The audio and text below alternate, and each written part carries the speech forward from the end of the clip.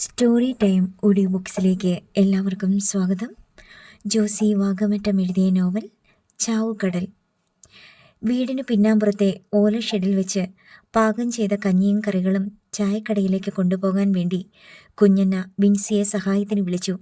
വിൻസിക്കാണെങ്കിൽ ലോകത്തുള്ള സകലരോടും ദേഷ്യമാണ്. നേഴ്സിംഗ് പഠിക്കാൻ ആഗ്രഹിച്ച അവൾക്ക് അതിനുള്ള പണം കിട്ടിയിട്ടില്ല. ഇനിയൊരിക്കലും ആ ആഗ്രഹം നടക്കില്ലെന്നും അവൾക്ക് ബോധ്യപ്പെട്ടു. പ്രീ ഡിഗ്രി കൊണ്ട് പഠിത്തം അവസാനിപ്പിക്കാനായിരുന്നു അവളുടെ വിധി. ഡിഗ്രിക്ക് പോയാൽ മതിയായിരുന്നു. BCom എങ്കിലും പാസ്സായി കിട്ടിയേനെ. നേഴ്സിംഗ് പഠിക്കാമെന്ന് വിചാരിച്ച് കാത്തിരുന്നിട്ട് ഒടുക്കം അതുമില്ല ഇതുമില്ലെന്നായി. എൻ്റെ ജീവിതം നശിച്ചു. നിരാശയുടെ മൂർധന്യാവസ്ഥയിലിരുന്ന് വീർപ്പ് മുട്ടുമ്പോൾ അവൾ ആരോടൊന്നില്ലാതെ വിലപിക്കും. എടി, കൊക്കിലൊതുങ്ങുന്നതേ കൊത്താവൂ, കുഞ്ഞന്ന ഉപദേശിക്കും. ഈ ലോകത്തെ പെണ്ണുങ്ങളെല്ലാം നേഴ്സിംഗ് പഠിച്ചിട്ടാണോ ജീവിക്കുന്നത്? അതിന് പറ്റാത്തവർ BCom പഠിച്ചിട്ടാണോ നശിക്കാതിരിക്കണത്? ഓരോരുത്തർക്ക് ഓരോ വിധിയുണ്ട്. എന്നാലും എൻ്റെ പോലത്തെ വിധി ആർക്കും കാണത്തില്ല. ശത്രുക്കൾക്ക് പോലും ഇങ്ങനൊരു ജന്മം കൊടുക്കല്ലേന്ന എൻ്റെ പ്രാർത്ഥന. വിൻസി ആവലാതിപ്പെട്ടു. എടി, എല്ലാവരും അങ്ങനെ തന്നെ വിചാരിക്കുന്നേ. അവനവൻ്റെ ജീവിതമാ ഏറ്റവും ദുരിതം പിടിച്ചതെന്ന്. മറ്റുള്ളവരുടെ ജീവിതം കൂടെ ജീവിച്ചു നോക്കണം. അന്നേരം മനസ്സിലാകും അവനവൻ്റെതിനേക്കാൾ വലിയ നരകമാ ഭൂരിപക്ഷം പേർക്കും കിട്ടിയിരിക്കണതെന്ന്. ഞാനെന്തിനാ മറ്റുള്ളവരെ നോക്കണേ? എനിക്കെൻ്റെ കാര്യം നോക്കിയാൽ പോരെ? വിൻസി കുഞ്ഞനയുടെ നേർക്ക് കയർത്തു. ഓ, നീ നിൻ്റെ കാര്യം നോക്ക്. നിനക്ക് ആ മോര് കാച്ചിയത് ചായക്കടയ്ക്ക് കൊണ്ടുവന്ന് തരാൻ പറ്റുമോ? എനിക്ക് പറ്റത്തില്ല. അവനോട് പറ, ശൗരിയോട്. അവൻ്റെ കയ്യിലും സാധനം ഉണ്ടടി. ശൗരി പാവയ്ക്കാത്തോരൻ്റെ പാത്രം കയ്യിൽ തൂക്കി പിടിച്ച് നിൽപ്പാണ്. എനിക്ക് പറ്റത്തില്ല എന്ന് പറഞ്ഞല്ലോ. തിന്നാൻ നേരത്തെ ഈ പറ്റത്തില്ല എന്നുള്ള പറച്ചിൽ ഇന്ന് വരെ കേട്ടിട്ടില്ലല്ലോ. കുഞ്ഞന്ന പിറുപിറുത്തു. അവർ ശൗരിക്കുട്ടിയെയും കൂട്ടി ചായക്കടയ്ക്കിലേക്ക് പോയി. എമിലി പനി വന്ന് കിടപ്പാണ്. കണിച്ചുകുളങ്ങര ക്ലിനിക്കിൽ കൊണ്ട് കാണിച്ചപ്പോൾ പരിശോധിച്ച ഡോക്ടർ പറഞ്ഞു പനിയാണെന്നും അഡ്മിറ്റ് ചെയ്യണമെന്നും. കുഞ്ഞനയ്ക്ക് പാതി മനസ്സുണ്ടായിരുന്നു എമിലിയെ ആശുപത്രിയിൽ കിടത്താൻ. പക്ഷേ എമിലി സമ്മതിച്ചില്ല. ഞാൻ ആശുപത്രി കിടന്ന തിരിച്ചു വരുമ്പോൾ പിള്ളേര് 2 കുറവായിരിക്കും. അതാണ് എമിലിയുടെ പേടി. പ്രത്യേകിച്ച് ശൗര്യക്കുട്ടി ഏതെങ്കിലും കാണാമറയത്ത് പോയി കളയുമെന്ന് തന്നെ എമിലി വിശ്വസിച്ചു. അവനെവിടെ പോകാനും പേടിയില്ല. വീട് വിട്ട് എത്ര അകലെ വേണമെങ്കിലും പോകും. 3.5 വയസ്സിൽ പുറംകടലിൽ പോയവനാണ്. അതിനാൽ എമിലി മരുന്ന് വാങ്ങി തിരികെ വീട്ടിൽ വന്ന് പായ വിരിച്ചു കിടന്നു. ഇപ്പോൾ ഒരാഴ്ചയാകുന്നു. പനി കുറഞ്ഞു തുടങ്ങി. പക്ഷേ ചുമയും കഫക്കെട്ടും നെഞ്ചുവേദനയും വിട്ടുമാറുന്നില്ല. രാവിലെയും രാത്രിയും കുഞ്ഞന്ന വെള്ളം തിളപ്പിച്ച് എമിലിക്ക് ആവി പിടിക്കും. തിളച്ച വെള്ളത്തിൽ തോർത്ത് മുക്കിപ്പിഴിഞ്ഞ് നെഞ്ചിലും പുറത്തും ചൂടുവെക്കും. ഇപ്പോൾ കുറച്ച് ഭേദം വന്നിട്ടുണ്ട്.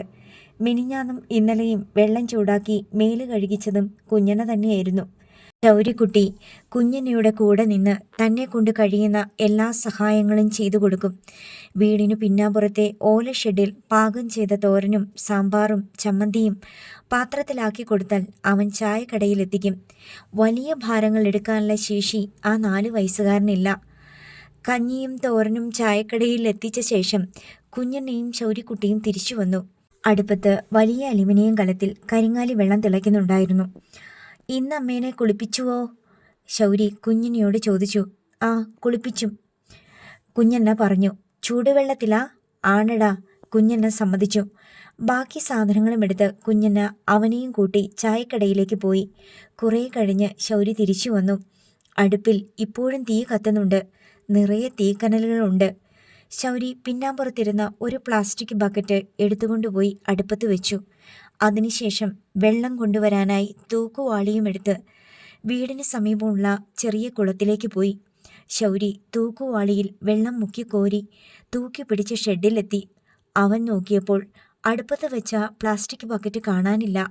അത് ആരെടുത്തു മാറ്റി എന്ന് ആശ്ചര്യപ്പെട്ട് അവൻ ചുറ്റും നോക്കി. ആരെയും കാണാനില്ല. അവൻ അടുപ്പിനരികെ ചെന്ന് നോക്കി. ബക്കറ്റിൻ്റെ ഇരുമ്പ് കൈപ്പിടി തീക്കനലുകൾക്ക് മീതെ കിടപ്പുണ്ട്. പിന്നെ അവൻ ഇതുവരെ കണ്ടിട്ടില്ലാത്ത ആകൃതിയിലൊരു കരിക്കട്ടയും കണ്ടു. തോർത്ത് പിഴിഞ്ഞ നിലയിൽ കത്തിക്കരിഞ്ഞു കിടക്കും പോലെ. ശൗര്യക്കുട്ടിക്ക് ഒന്നും മനസ്സിലായില്ല. ബക്കറ്റിൻ്റെ പിടി മാത്രം അടുപ്പിലിട്ടിട്ട് ബക്കറ്റ് ആര് കൊണ്ടുപോയി? കുഞ്ഞന്ന ചായക്കടയിൽ നിന്ന് അങ്ങോട്ട് വരുന്നുണ്ടായിരുന്നു. പ്ലാസ്റ്റിക് കരിയുന്ന ഗന്ധം അവരുടെ മൂക്കിലേക്ക് അടിച്ചു കയറി. അവർ അടുപ്പിലേക്ക് നോക്കി. എന്തോ ഒരു കറുത്ത വസ്തു അടുപ്പിൽ കിടന്ന പാമ്പിനെ പോലെ പുളഞ്ഞു പുകയുന്നു. നീ എന്താ അടുപ്പിൽ കൊണ്ടിട്ടേ? കുഞ്ഞണ്ണ ശൗര്യയോട് ചോദിച്ചു. ഒന്നും ഇത്തില്ലല്ലോ.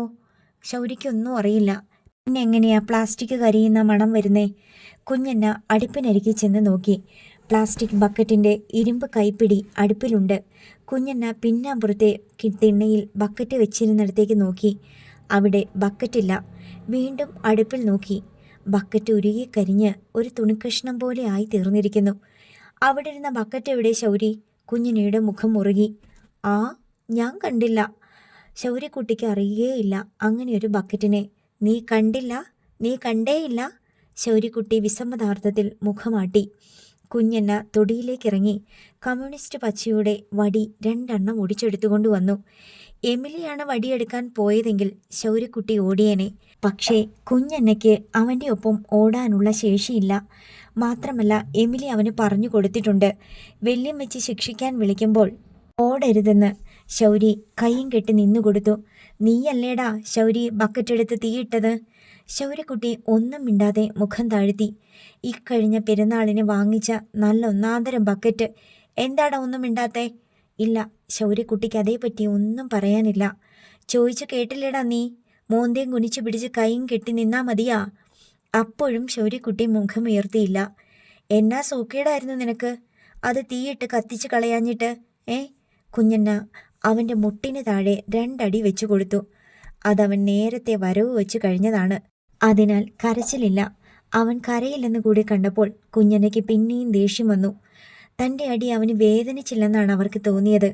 അടിക്കുമ്പോൾ കരയാതിരിക്കുന്നതിൽ ഒരു പ്രതിഷേധമുണ്ടെന്ന് ആണ് കുഞ്ഞണ്ണയുടെ വിശ്വാസം. കുഞ്ഞണ്ണ എണ്ണം പറഞ്ഞ് 2 അടി കൂടി കൊടുത്തു. ഇത്തവണ ശൗരി വാവിട്ട് കരഞ്ഞു. അവന് നന്നായി വേദനിച്ചതിനാൽ നീറ് കടിച്ചത് തൂക്കും പോലെ അടികൊണ്ട ഇടം തുരുതുരെ തൂത്തുകൊണ്ടായിരുന്നു കരച്ചിൽ. കുഞ്ഞണ്ണ വീണ്ടും അടിക്കാൻ ഒങ്ങിയപ്പോൾ വേണ്ട വേണ്ട എന്ന് പറഞ്ഞ് കൈ വീശി വിലക്കിക്കൊണ്ട് അവൻ പിന്നോട്ട് മാറുകയും ചെയ്തു. പോട്ടേ പോട്ടേ എന്ന് വിചാരിക്കാൻ തോറും വികൃതി ഒന്നിനൊന്ന് കൂടി വരികയല്ലേ? നല്ല ചുട്ട അടിയുടെ കുറവല്ലേ? കുഞ്ഞണ്ണ ഒടിഞ്ഞു പോയ വടികൾ വലിച്ചെറിഞ്ഞു.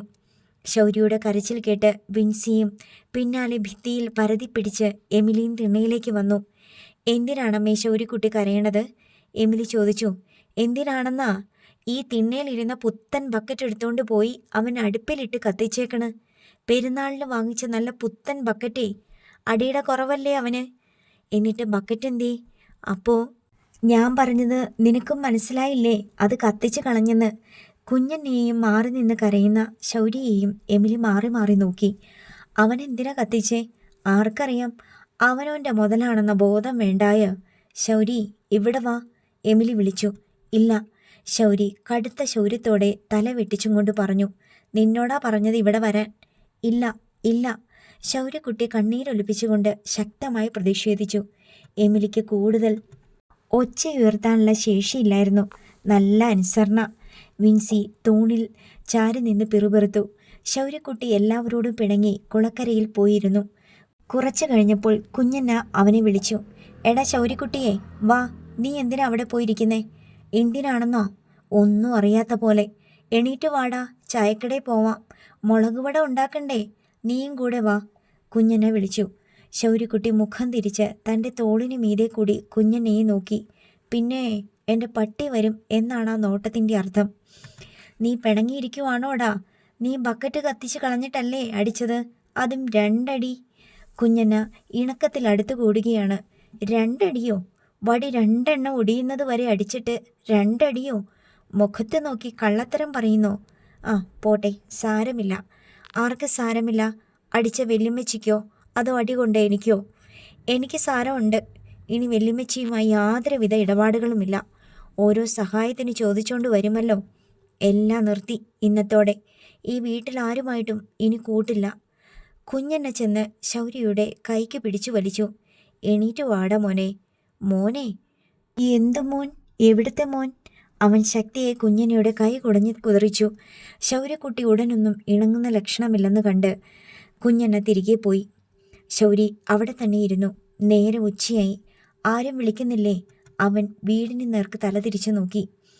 വയറ് വിശക്കുന്നുണ്ട്. ആരെങ്കിലും വിളിക്കാതെ എണീറ്റ് ചെല്ലുന്നത് നാണക്കേടാണ്. പക്ഷേ വിശപ്പ് തന്നെ തോൽപ്പിച്ച് കളയുമോ എന്നായി ശൗര്യക്കുട്ടിയുടെ ആശങ്ക.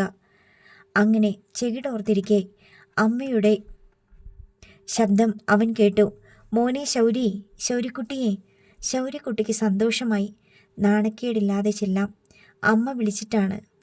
ഇല്ലെങ്കിൽ ശൗര്യക്കുട്ടി ഇവിടെ നിന്ന് എണീക്കുന്ന പ്രശ്നമില്ല.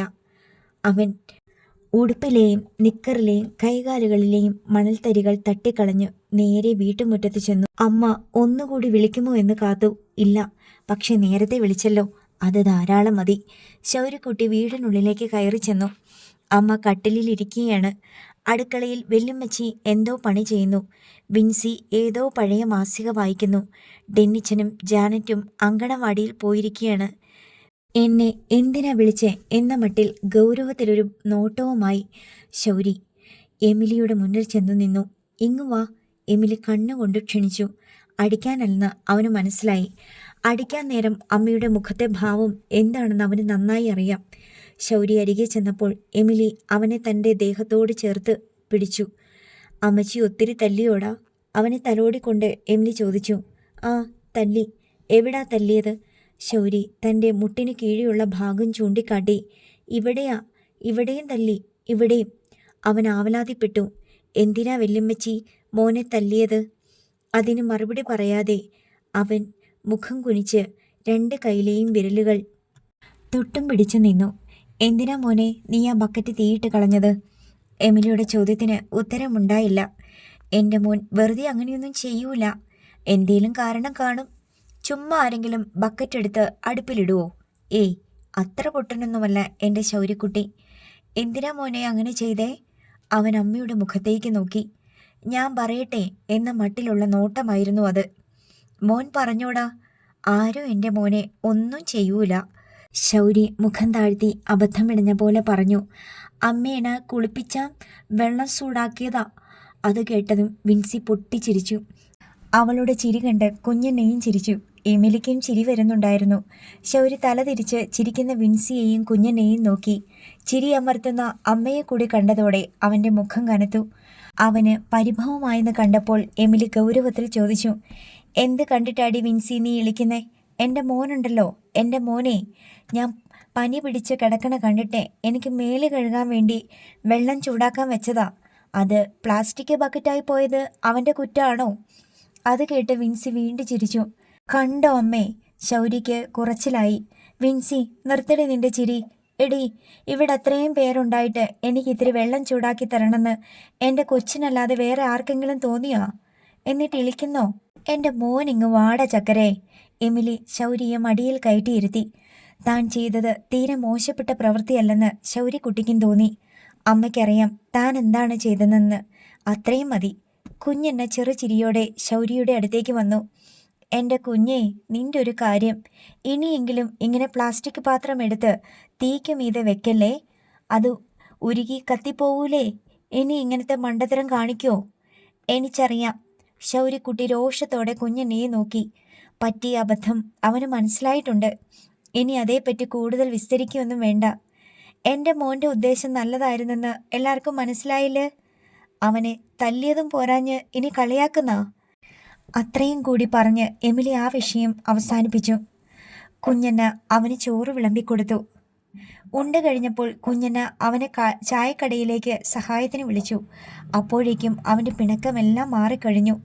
പക്ഷേ പ്ലാസ്റ്റിക് ബക്കറ്റ് തീയടുപ്പിൽ വെച്ച് ശൗര്യക്കുട്ടി വെള്ളം ചൂടാക്കിയ വിവരം താമസം വിന അയൽക്കാർ അറിഞ്ഞു.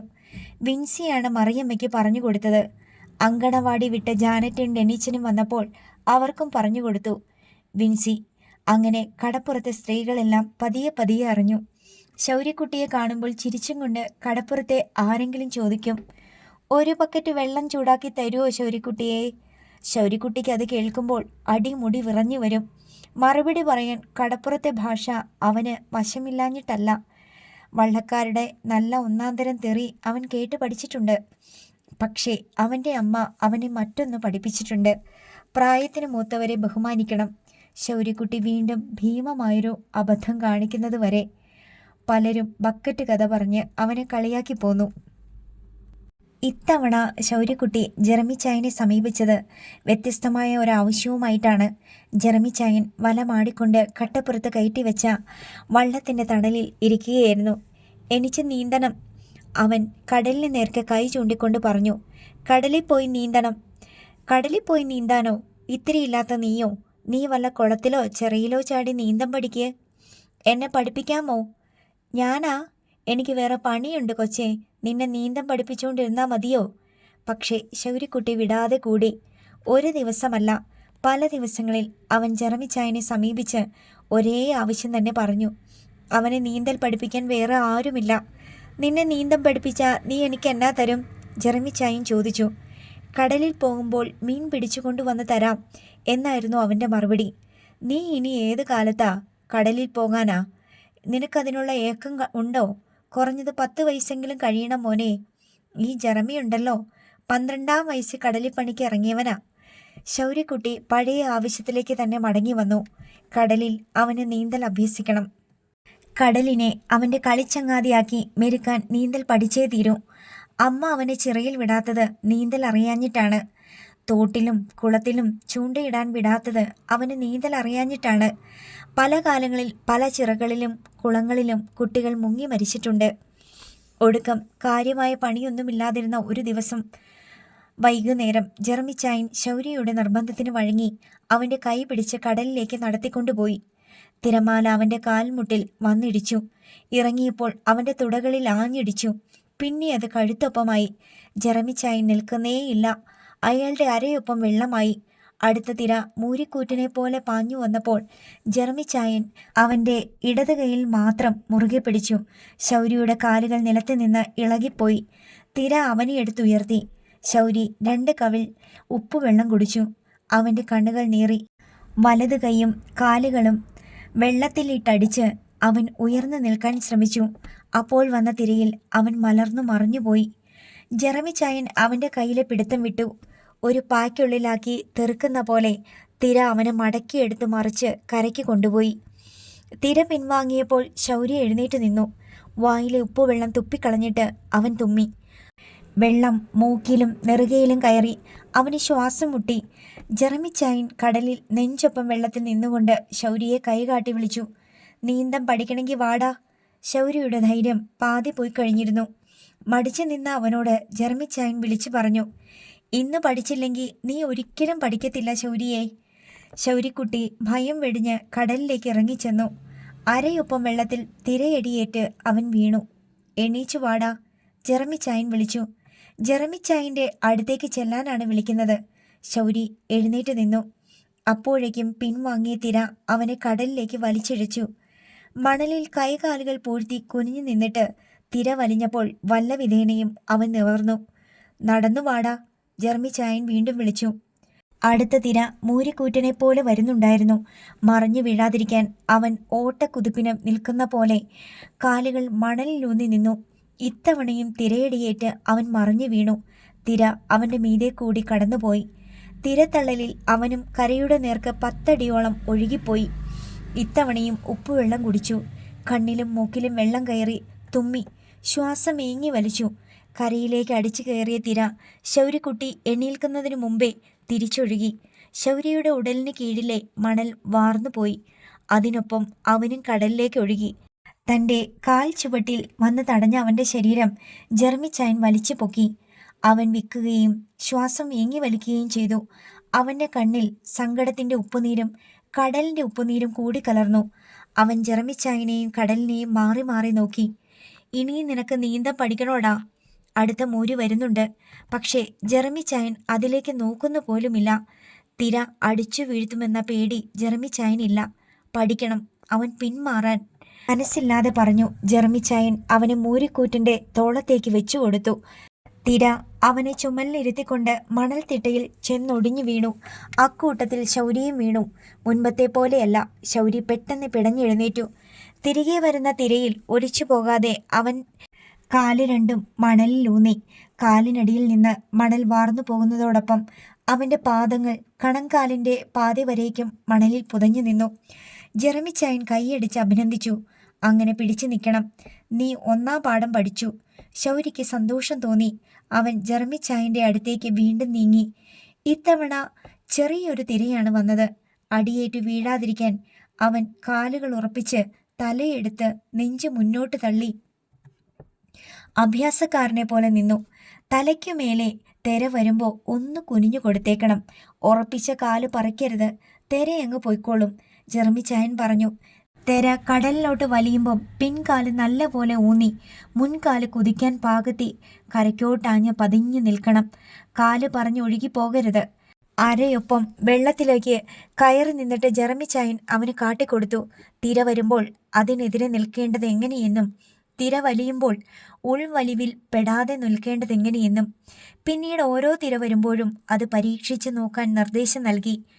അസ്തമയ സൂര്യൻ കടലിൽ മറയുന്നതുവരെ ശൗരി തിരകളോട് മല്ലുപിടിച്ചു. ഭൂമിയിൽ വെളിച്ചം മങ്ങി തുടങ്ങിയപ്പോൾ ജർമ്മിച്ചായൻ അവനോട് പറഞ്ഞു, മതി കടലിൽ കളിച്ചത്, കേറിക്കോ. മനസ്സില്ലാ മനസ്സോടെയാണ് അവൻ കരയ്ക്ക് കയറിയത്. തിരച്ചങ്ങാതിമാരുടെ വലിപ്പച്ചെറുപ്പങ്ങൾ അവന് മനസ്സിലായി. അവരോട് എങ്ങനെ ഇടപെടണമെന്ന് ബോധ്യപ്പെട്ടു. ഇപ്പോൾ ഒരു തിരയടിയേറ്റ് വീണാലും അവനെ ഒഴുക്കിൽപ്പെടുത്താൻ തിരയ്ക്ക് കഴിയില്ല. പിൻവലിയുമ്പോൾ അവനെ കടലിലേക്ക് വലിച്ചെടുക്കാനും പറ്റില്ല. തിരയോട് നിൽക്കേണ്ടതെങ്ങനെയെന്ന് അവൻ പഠിച്ചു കഴിഞ്ഞു. ജർമ്മിച്ചായൻ അവനെയും കൂട്ടി ചായക്കടയിലെത്തി. എമിലി കച്ചവടം മതിയാക്കി പാത്രങ്ങൾ വാരി കുട്ടകളിൽ അടുക്കുകയായിരുന്നു. എമിലി, നിന്റെ മോനെ നീന്ത പഠിപ്പിക്കുക ഞാൻ, ജർമ്മിച്ചായൻ പറഞ്ഞു. എവിടെ? കടലിലാ? അവന് കടലിൽ പഠിക്കണമെന്ന്. വേണ്ട ജർമ്മിച്ചായ, അവനാദ്യം കരയ്ക്കൂടെ നടക്കാൻ പഠിക്കട്ടെ. എമിലി, ഇവനെ നിനക്ക് നിന്റെ വഴിക്ക് നടത്താൻ പറ്റത്തില്ല. ഇവൻ്റെ വഴിക്ക് നീ നടന്നോണം. ഇവനൊന്ന് തീരുമാനിച്ച അതിന്ന് മാറ്റം നോക്കണ്ട. ഇത് കൊമ്പനാ. എമിലി പേടിയോടെയാണ് മകൻ്റെ മുഖത്തേക്ക് നോക്കിയത്. അവൻ മത്ത് പിടിച്ച പോലെ നിൽക്കുകയാണ്. ഇവനെ കടലിപ്പണിക്ക് വിടാണ്ട് സ്കൂളിൽ വിട്ട് പഠിപ്പിച്ച് എന്തെങ്കിലും ഉദ്യോഗത്തിന് വിടണമെന്ന ജർമ്മിച്ചായ എൻ്റെ മനസ്സിലിരിപ്പ്. ജർമ്മിച്ചായ നിഷേധാർത്ഥത്തിൽ തലയാട്ടി. നീ അതൊന്നും ഇപ്പോഴേ കണക്ക് കൂട്ടണ്ട എമിലി, നടക്കത്തില്ല. ഇവൻ അസ്സല് മുക്കുവനാ. ഇവൻ കടലിലോട്ട് നോക്കുന്ന നോട്ടം കാണുമ്പോൾ അറിയാം അവൻ്റെ രാജ്യം അതാണെന്ന്. എമിലി തൻ്റെ മകനെ നോക്കി നെടുവീർപ്പിട്ടു. ഇവനു മാത്രം എങ്ങനെ വന്നു കടലിനോട് ഇത്ര സ്നേഹം? കടലിൽ പണിക്ക് പോകുന്നവനായിരുന്നു ആഞ്ചലോസ്. എന്നിട്ടും ഡെന്നിച്ചിന് കടലിനോട് യാതൊരു താല്പര്യവുമില്ല. പേടിക്കണ്ട എമിലി, ഇവൻ കടലിൽ നിന്ന് വാരിക്കൊണ്ടു വന്നു തന്നോളും നിനക്ക്. ജർമ്മിച്ചായൻ പോയി.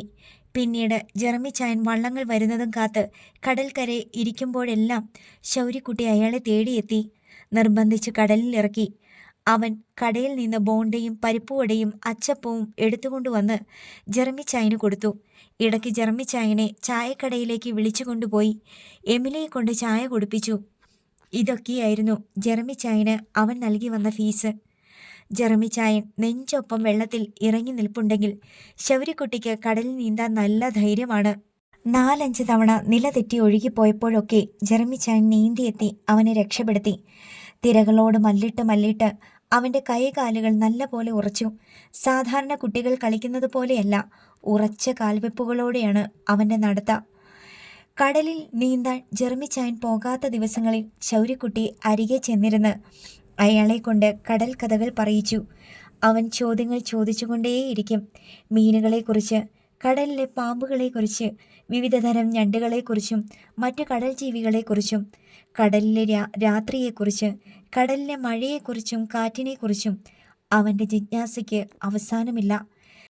ജർമ്മിച്ചായൻ തനിക്കറിയാവുന്നതെല്ലാം അവന് പകർന്നു നൽകി.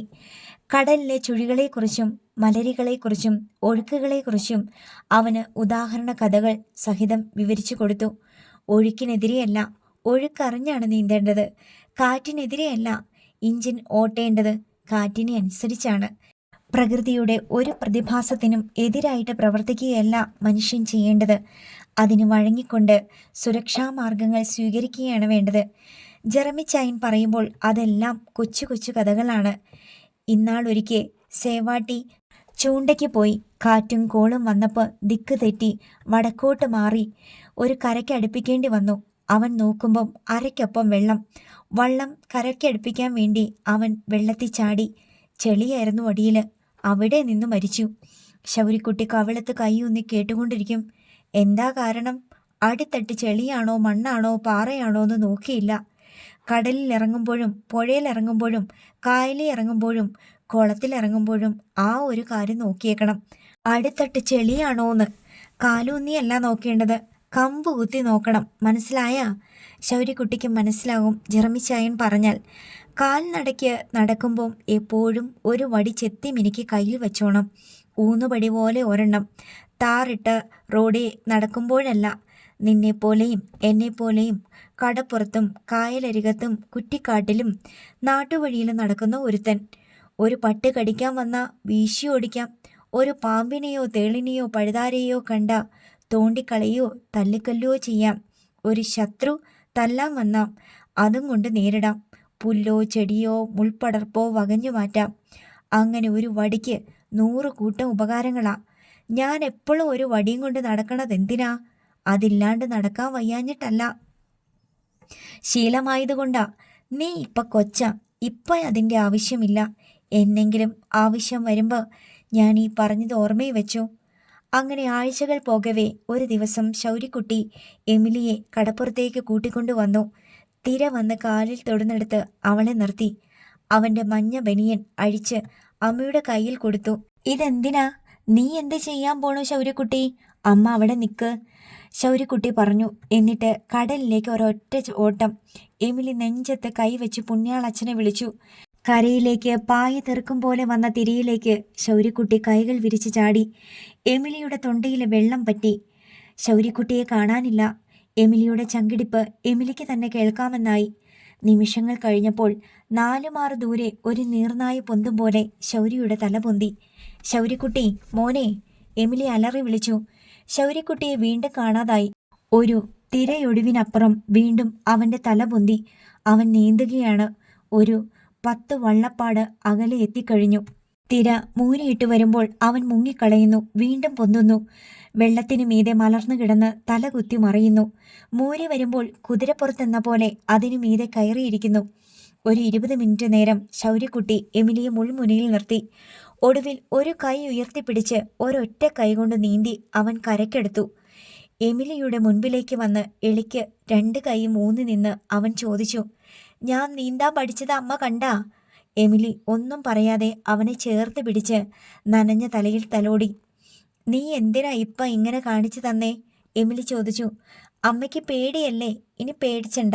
ശരിയാണ്, ശൗര്യക്കുട്ടി എങ്ങോട്ട് പോയാലും എമിലിക്ക് ഉൾപ്പേടിയാണ്. അവൻ തോട്ടിൽ വീഴുമോ, കുളത്തിൽ മുങ്ങുമോ, കടലിൽ ഇറങ്ങിപ്പോകുമോ? തിരിച്ചു പോകുമ്പോൾ ശൗരി എമിലിയെ ജെറമിച്ചായൻ്റെ അടുത്തേക്ക് കൊണ്ടുപോയി. തെങ്ങും തണലിൽ വല വിരിച്ചിട്ട് കേടുപോക്കുകയായിരുന്നു അയാൾ. ശൗര്യക്കുട്ടി കടലിൽ ചാടി നീന്തി കാട്ടിയെന്ന് എമിലി പറഞ്ഞപ്പോൾ ജെറമിച്ചായൻ ചിരിച്ചു. ഇനി ഇവൻ പുറംകടലിൽ വീണാലും അവിടെ നിന്ന് നീന്തി വരും. ഇനി പുഴക്കരയിലും കുളത്തിൻകരയിലും കടപ്പുറത്തും എമിലി അവനെ തിരക്കി നടക്കണ്ട. വെള്ളത്തിനോട് എങ്ങനെ കളിക്കണമെന്ന് അവൻ പഠിച്ചു കഴിഞ്ഞ്. ഇവൻ ദക്ഷിണ വല്ലതും തന്നാ? കടലിൽ പോകുമ്പോൾ മീൻ പിടിച്ചോണ്ട് വന്ന് തരാമെന്ന് പറഞ്ഞിട്ടുണ്ട്. ആണോടാ ശൗര്യക്കുട്ടി? എമിലി ചിരിച്ചും കൊണ്ട് ചോദിച്ചു. ആം, ഒത്തിരി മീൻ പിടിച്ചു കൊണ്ടുവന്ന് കൊടുക്കും, ഒരു വള്ളം നിറച്ച്, ശൗര്യക്കുട്ടി ആംഗ്യ വിക്ഷേപങ്ങളോടെ പറഞ്ഞു. അവനൊന്നും തന്നില്ലെങ്കിലും വേണ്ടില്ല എമിലി, തരണമെന്ന് അവൻ്റെ മനസ്സിലുണ്ടല്ലോ. അത് മതി, ജെറമിച്ചായൻ പറഞ്ഞു. സൈമൺ തരകൻ്റെ വിശാലമായ തെങ്ങും പറമ്പിൽ നിന്ന് ചൂട്ടും മടലും വലിച്ചുകൊണ്ടുവരാൻ കുഞ്ഞന്നയ്ക്ക് സഹായത്തിന് ശൗര്യയും പോയിട്ടുണ്ടായിരുന്നു. ഏക്കറുകളോളം വിസ്താരത്തിൽ പരന്നു കിടക്കുന്ന തെങ്ങും പറമ്പാണ്. അത് വെട്ടാതെയും കിളയ്ക്കാതെയും കള കയറി മൂടിയ സ്ഥിതിയിലാണ്. കുറ്റിക്കാട് പോലെയായി. ഇതിനകത്തൂടെ നടക്കാൻ പേടിക്കണല്ലോ. കുഞ്ഞന്ന പിറുപിറുത്തു. വേനൽക്കാലമായതിനാൽ കാട് പിടിച്ച തെങ്ങും പറമ്പ് വാടിയ മട്ടിലാണ് കിടപ്പ്. കുഞ്ഞന്ന മുമ്പിലും ശൗരി പുറകിലുമായി മടലും വലിച്ചു വരുന്നതിനിടയിൽ കുഞ്ഞന്നയുടെ മുന്നിലൂടെ ഒരു പാമ്പ് ഇഴഞ്ഞുപോയി. ദേ പാമ്പ്! കുഞ്ഞന്ന ഞെട്ടി വിളിക്കുന്നത് കേട്ട് ശൗരിയും നോക്കി. വലിയൊരു പാമ്പ് കുറ്റിക്കാട്ടിലേക്ക് ഇഴഞ്ഞു പോകുന്നത് അവൻ കണ്ടു.